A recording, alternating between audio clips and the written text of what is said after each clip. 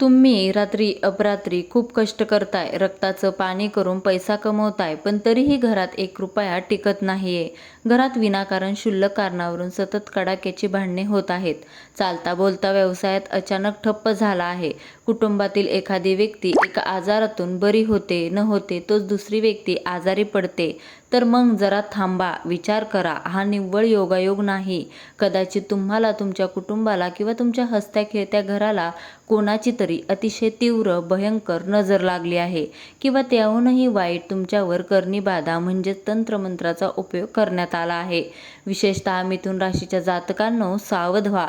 येणाऱ्या अमावस्येला तुमच्या आयुष्यात एक असा चमत्कार घडणार आहे जो तुमच्यावर असणारे पिढ्यानपिढ्याची नजर आणि करणी बाधा मुळासकट उपटून टाकेल. एका रात्रीत तुमचे नशीब बदलणारा हा एक महाउपाय नेमका काय आहे? तुमच्यावर करणी झाली आहे की केवळ नजर दोष आहे, हे घरबसल्या अचूक कसे ओळखायचे?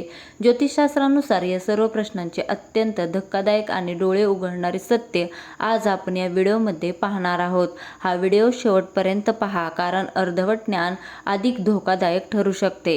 नमस्कार रसिक प्रेक्षकांनो, आपल्या धार्मिक आणि ज्योतिषशास्त्रामध्ये अमावस्या या स्थितीला अत्यंत महत्त्वाचे स्थान आहे. अनेक लोक अमावस्येला अशुभ मानतात, पण तंत्रशास्त्र आणि ज्योतिषशास्त्रानुसार अमावस्या ही नकारात्मक ऊर्जा नष्ट करण्यासाठी आणि सकारात्मक ऊर्जा आकर्षित करण्यासाठी सर्वात शक्तिशाली रात्र मानली जाते. आज आपण विशेषतः मिथुन राशीबद्दल बोलणार आहोत. मिथुन राशीचा स्वामी बुध आहे. या राशीचे लोक अत्यंत हुशार, बोलके, बुद्धिमान आणि समाजात लवकर मिसळणारे असतात. त्यांच्या या यशामुळे आणि प्रगतीमुळे समाजातील अनेक लोकांचे डोळे त्यांच्यावर असतात. जेव्हा तुमची प्रगती लोकांना बघवत नाही, तेव्हा तिथूनच जन्माला येतो तो नजर दोष. गेल्या काही काळापासून मिथुन राशीच्या जातकांच्या जीवनात अनेक चढउतार आले आहेत. अनेक कामे अगदी शेवटच्या क्षणी येऊन बिघडत आहेत. धनलाभ होत आहे, पण तो पैसा कुठे खर्च होतो याचा हिशोब लागत नाहीये. मानसिक तणाव इतका वाढला आहे की रात्रीची झोप उडाली आहे. या सर्वाचे मूळ कारण तुमच्या कुंडलीतील ग्रहांची स्थिती तर आहेच, पण त्यासोबतच तुमच्यावर असलेला नजरदोष आणि करणीबाधा हे देखील असू शकते. चला तर मग सर्वप्रथम आपण हे समजून घेऊया की ज्योतिषशास्त्रानुसार नजर लागणे आणि करणीबाधा यामध्ये नेमका काय फरक आहे आणि ते कसे ओळखायचे. मित्रांनो, बरेचदा आपण म्हणतो की नजरेचे दगडही फुटतो. हे केवळ एकीव वाक्य नाही, तर यामागे काही ऊर्जेचे ज्ञान आणि ज्योतिषशास्त्र दडलेले आहे. प्रत्येक व्यक्तीच्या शरीरातून विशिष्ट लहरी किंवा ऊर्जा बाहेर पडत असते. जेव्हा एखादी व्यक्ती तुमच्याकडे अत्यंत ईर्ष्येने, द्वेषाने किंवा मत्सराने पाहते, तेव्हा तिच्या डोळ्यातून निघणारी नकारात्मक ऊर्जा तुमच्या आभाळाला भेदून आत प्रवेश करते. यालाच आपण नजर लागणे म्हणतो. जर तुमच्या कुटुंबाला आणि तुम्हाला नजर लागली असेल तर त्याची मुख्य लक्षणे खालीलप्रमाणे असतात. तुमच्या जीवनात यातील कोणत्या गोष्टी घडत आहेत ते नीट तपासून पहा. अचानक आणि सतत येणारे आजारपण. घरात सर्व काही नीट सुरू असताना अचानक घरातील मुख्य व्यक्ती किंवा लहान मुले आजारी पडतात. डॉक्टरांकडे गेल्यानंतर सर्व रिपोर्ट्स नॉर्मल येतात. डॉक्टर म्हणतात की शरीरात कोणताही आजार नाही, पण तरीही रुग्णांचा त्रास कमी होत नाही. औषधे लागू पडत नाहीत. हे तीव्र नजर दोषाचे सर्वात मोठे लक्षण आहे.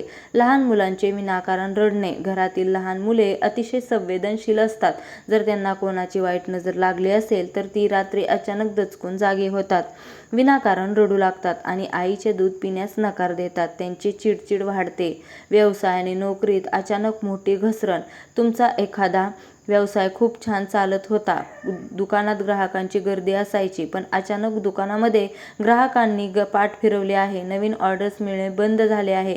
नोकरीमध्ये वरिष्ठांची विनाकारण वाद होत आहेत. पण पदोन्नती मिळता मिळता अचानक थांबली आहे. घरातील अन्नाची चव बिघडणे. अन्न वारंवार खराब होणे. जर तुमच्या स्वयंपाकघराला आणि गृहिणीला नजर लागली असेल तर रोजच्या अन्नाची चव अचानक बिघडते. अन्न शिजताना ते वारंवार जळते किंवा दूध वारंवार फाटते. अन्नपदार्थ खूप लवकर खराब होतात. घरात नकारात्मकतेचे वातावरण आणि आळस. सकाळी उठल्यापासून शरीरात प्रचंड थकवा जाणवतो. कोणतीही नवीन गोष्ट करण्याची इच्छा होत नाही. दिवसभर अंगात आळस भरलेला असतो. घरात पाऊल ठेवताच मन अस्वस्थ होते, डोके जड होते आणि घराबाहेर गेल्यावर मात्र प्रसन्न वाटते. जर असे होत असेल तर समजून जा की तुमच्या वास्तूला तीव्र नजर लागली आहे. नजरदोष हा लोकांच्या जळफळाटातून वाईट विचारातून निर्माण होतो. तो अनावधानानेही लागू शकतो, परंतु करणी बाधा हा अत्यंत धोकादायक प्रकार आहे. हा कोणीतरी मुद्दाम पैशाचा वापर करून तांत्रिक क्रियाद्वारे तुमच्यावर केलेला प्रहार असतो. मिथुन राशीच्या लोकांना जेव्हा कोणी स्पर्धेत हरवू शकत नाही, तेव्हा त्यांचे शत्रू हा नीच मार्गाचा अवलंब करतात. याची लक्षणे अत्यंत धक्कादायक आहेत. रात्री भयानक स्वप्ने पडणे, स्वप्नात सतत साप दिसणे, स्वतःला खूप उंचावरून खाली पडताना पाहणे किंवा कोणीतरी गळा दाबत असल्याचा भास होऊन अचानक दचकून जागे होणे, घरात विचित्र दुर्गंधी येणे, घरात कोणतीही खराब वस्तू नसताना अचानक कुजलेल्या मांसासारखी किंवा तीव्र रासायनिक सुगंध येणे आणि काही वेळाने ती आपोआप नाहीशी होणे, तुळशीचे रोप वारंवार सुकणे, तुम्ही कितीही काळजी घेतली तरी घरातील तुळशीचे रोप सुकते, नवीन रोप आणून लावले तरी तेही काही दिवसात काळे पडून मरून जाते, विचित्र शारीरिक वेदना, वैद्यकीय तपासणी सर्व रिपोर्ट्स नॉर्मल येतात, डॉक्टर सांगतात की तुम्हाला काहीही आजार नाही, तरीही तुमच्या पाठीत, खांद्यावर किंवा पायात असह्य वेदना होत असतात, जणू काही तुमच्या शरीरावर प्रचंड मोठे ओझे ठेवले आहे, घराच्या परिसरात संशयास्पद वस्तू सापडणे, तुमच्या घराच्या मुख्य दरवाजासमोर किंवा अंगणात अचानक लिंबू, सुया, कुंकू, काळे बाहुले किंवा कोळशाचे तुकडे सापडले, आर्थिक नासाडे आणि कर्जबाजारीपणा, पैशाचे सर्व मार्ग अचानक बंद होतात, नवीन कर्ज काढावे लागते आणि ते कर्ज फेडणे अशक्य होऊन बसते. जेव्हा एखाद्या मिथुन राशीच्या व्यक्तीवर नजरदोष किंवा करणी बाधा एकाच वेळी कार्य करू लागतात, तेव्हा त्यांच्या जीवनात एकापाठोपाठ एक अशी संकटे येतात की माणसाला आत्महत्येसारखे विचार सुचू लागतात. पहिले संकट म्हणजे वैवाहिक आणि कौटुंबिक शांततेचा भंग. पती-पत्नीमध्ये इतके टोकाचे मतभेद निर्माण होतात की प्रकरण घटस्फोटापर्यंत पोहोचते. मुलांच्या अभ्यासातून पूर्णपणे लक्ष उडणे, मुले चुकीच्या संगतीला लागतात. दुसरे संकट म्हणजे कामाच्या ठिकाणी बदनामी.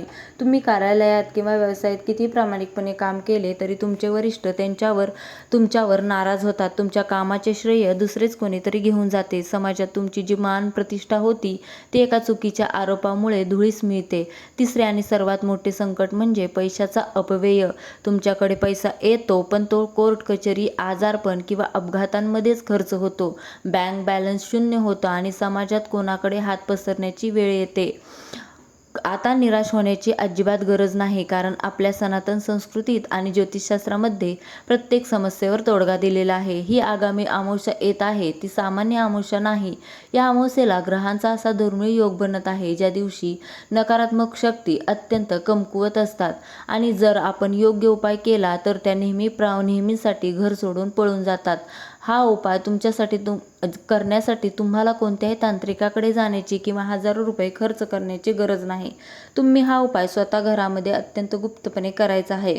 उपायासाठी लागणारे साहित्य: 1 अख्खे पाणी असलेले नारळ, शेंडी असलेले जटाधारी नारळ, 1 काळा धागा तुमच्या उंची एवढा, थोडे मोहरीचे तेल, राईचे तेल, 1 लिंबू, कापूर आणि 4 लवंगा. उपाय करण्याची अचूक पद्धत: पहिली पायरी: अमावस्येच्या रात्री 9 ते 12 च्या दरम्यान हा उपाय करायचा आहे. घराबाहेर पडण्यापूर्वी स्वतः स्वच्छ हातपाय धुवून घ्यावेत. दुसरी पायरी: प्रथम तो काळा धागा तुमच्या डोक्यापासून ते पायाच्या नखापर्यंत मोजून तोडून घ्या. हा धागा त्या जटाधारी नारळाभोवती गुंडाळा. तिसरी पायरी: आता त्या नारळावर मोहरीच्या तेलाने स्वस्तिक काढा. त्यानंतर ज्या व्यक्तीला नजर लागली आहे किंवा संपूर्ण कुटुंबाला बाधा झाली आहे अशा सर्व सदस्यांना एका खोलीत एकत्र बसवा. चौथी पायरी: ते नारळ तुमच्या उजव्या हातात घ्या. घरातील प्रत्येक सदस्याच्या डोक्यावरून घड्याळाच्या काट्याच्या उलट दिशेने 7 वेळा ओवाळा म्हणजेच उतारा काढा. उतारा करताना मनातल्या मनात तुमच्या कुलदेवतेचे किंवा हनुमान चालीसाचे पठण करत राहा. 5वी पायरी: यानंतर ते लिंबू घ्या. त्या लिंबाचे 2 समान भाग करा. एका भागावर काळे तीळ आणि दुसऱ्या भागावर कुंकू लावा. हे लिंबू देखील घराच्या मुख्य दरवाजावरून आतून बाहेरून अशा पद्धतीने 7 वेळा ओवाळून घ्या. 6वी पायरी: आता ते नारळ आणि कापलेले लिंबू घेऊन घराबाहेर पडा. लक्षात ठेवा, घराबाहेर पडताना मागे वळून पाहायचे नाही आणि कोणाशीही बोलायचे नाही. हे साहित्य घेऊन तुमच्या घराच्या जवळ असणाऱ्या एखाद्या निर्जन ठिकाणी ती पावलं वाटेवर किंवा एखाद्या पिंपळाच्या झाडाखाली ठेवून द्या. जर शक्य असेल तर ते नारळ तुम्ही वाहत्या पाण्यात विसर्जित करू शकता किंवा एखाद्या चौकात ठेवून देऊ शकता. 7वी पायरी, घरात परत येण्यापूर्वी मुख्य दरवाजाच्या बाहेरच तुमचे हातपाय स्वच्छ धुवा. तोंडात थोडे पाणी मारून चूळ भरा आणि मगच घरात प्रवेश करा. घरात आल्यानंतर देवघरात गाईच्या तुपाचा किंवा मोहरीच्या तेलाचा एक दिवा लावा आणि हनुमंताला प्रार्थना करा की माझ्यावरील, माझ्या घरातील सर्व इडापिडा, नजरदोष, करणी बाधा या नारळासोबत कायमची नष्ट होऊ दे. हा उपाय केल्याच्या अवघ्या काही तासातच तुम्हाला तुमच्या घरात आणि शरीरात बदल जाणवू लागेल. सर्वात आधी तुमच्या डोक्यावरचे प्रचंड मोठे ओझे उतरल्यासारखे वाटेल.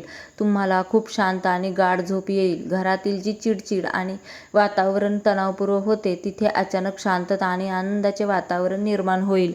तुमच्या अडकलेल्या कामांचे मार्ग मोकळे होतील. व्यवसायात ग्राहकांची ये-जा पुन्हा सुरू होईल आणि पैशाची आवक वाढेल. शत्रूने तुमच्या विरुद्ध रचलेले सर्व कट कारस्थान आपोआप अयशस्वी ठरतील.